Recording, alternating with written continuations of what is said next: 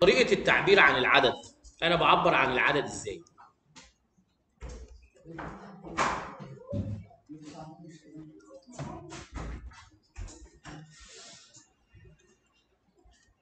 إزاي أعبر عن مجموعة من الأعداد؟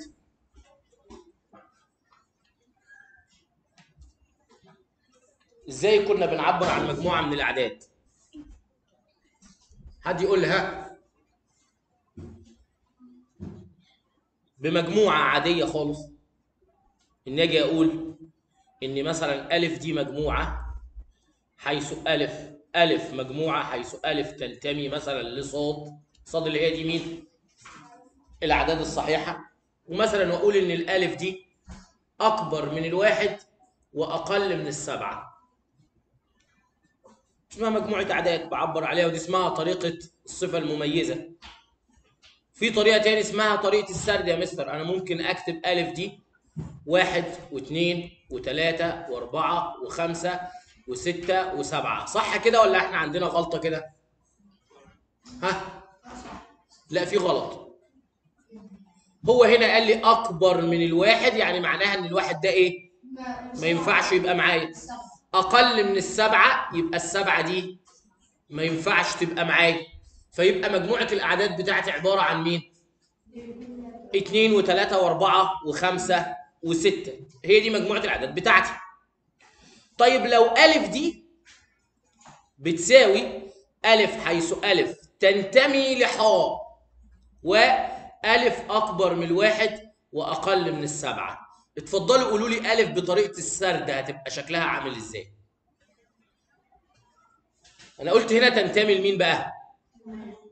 حاء ده يعني الأعداد النسبية وأعداد غير نسبية، مش صح كده؟ ما هي الأعداد الحقيقية عبارة عن إيه؟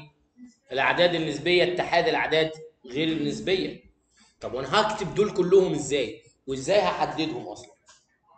فبقى شيء حاجة كده اسمها استحالة إن أنا أكتبه بالطريقة دي، بطريقة السرد. ففكروا بطريقة نكتب بيها المجموعة دي بطريقة تشبه طريقة السرد، واللي هو سماها عندنا مين؟ الفترات. بدأ يقول لي إن دي مين هي؟ الفترة بقى. إزاي؟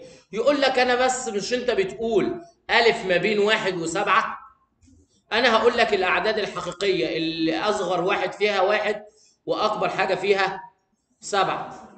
بس الواحد ده معايا في مجموعة الحل؟ ولا أنا قلت أكبر من واحد؟ يعني مش عايز الواحد. فقال لك تعملها حاجة اسمها فترة مفتوحة، تخلي القوس كده لبره. فدي يبقى معناها إن الواحد ده مش إيه؟ مش معايا، مش تبع الإجابة. السبعة دي مفتوحة برضه، ليه؟ عشان قال لي أقل من السبعة. والفترة دي تبقى اسمها فترة مفتوحة.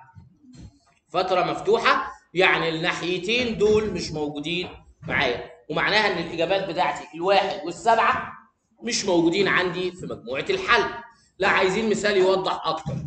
انا لما اجي اقول لك اكتب الاعداد الحقيقية ما بين، وليكن هقول لك في مجموعة اسمها س بتساوي س حيث س تنتمي لحاء، وس أكبر من أو تساوي الثلاثة وأقل من أو تساوي العشرة، وأنا عايز أكتبها بنظام الفترة. فأقول س تنتمي للفترة مين بقى؟ أصغر عدد ثلاثة وأكبر عدد ممكن عندي كم؟ طب الثلاثة تنفع؟ قال لي هنا تنفع تخليها فترة مغلقة. ليه؟ إن هو بيقول لي أو يساوي، يعني ثلاثة تنفع تبقى إجابة معاك، و10 العشرة برضو أو يساوي 10 فتبقى فترة مغلقة. ودي يبقى اسمها فترة مغلقة لأنها مقفولة من الناحيتين. الفترة دي أو الإجابة دي بمثلها على حاجة اسمها خط الأعداد. بعمل خط مستقيم كده، والخط المستقيم ده ببدأ أحط عليه الأعداد بتاعتي، خط الأعداد اللي احنا عارفينه اللي احنا بنرسمه دايما. بس هنا أنا هفكر على طول ان انا اعمل خط الارقام اللي انا عايزها. يعني ما تروحش تحط الصفر في النص وتعد هنا ما بقاش لاقي 10، ما بقاش عارف اوصل ل 10. امال اعمل ايه؟ يكفي انك تحط الرقمين دول بس. ازاي؟ الثلاثه دي هتبقى على اليمين ولا على الشمال؟ على اليمين، لان هي الكبيره. 3 اكبر من 10. هو دايما مين اللي بيبقى على اليمين؟ الكبير دايما هو اللي على اليمين. فالثلاثه هتبقى هنا على الشمال، والعشره هتبقى هنا على اليمين. وبعدين قال الثلاثه فتره مغلقه، يبقى تعمل عليها دايره وتلونها. لونها دي معناها ان الثلاثه معايا في الاجابه، معناها ان في او يساوي. والعشره دي معايا برضو، يبقى اعملها والونها. وانا عايز اللي بينهم، عايز اللي اكبر من الثلاثه واقل من العشره، وتبقى هي دي الاجابه بتاعتي. دي اسمها الفتره من 3 ل 10. الفتره المغلقه 3 و10 معناها كل الاعداد الحقيقيه ما بين 3 و10، وكمان 3 معايا و10 معايا. طيب اياد هيحل لي السؤال ده. بيقول لي في مجموعه اسمها عين، هي عباره عن عين حيث عين تنتمي لحاء، وعين اكبر من او يساوي -5 واقل من 3. عايز اكتبها فتره، فاقول عين تنتمي للفتره مين؟ ابدا بمين في الاول؟ وفتره -5 مغلقه ولا مفتوحه؟ طب والثلاثه ايه ده؟ يعني واحده مغلقه وواحده مفتوحه. دي اسمها فتره نصف مفتوحه، او ممكن نقول عليها نصف مغلقه. ينفع الاجابتين، ما عندكش مشكله.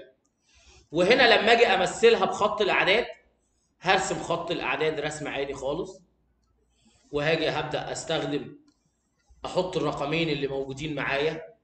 مين الرقمين اللي موجودين معايا يا اياد؟ حلو قوي. احط -5 على اليمين ولا على الشمال؟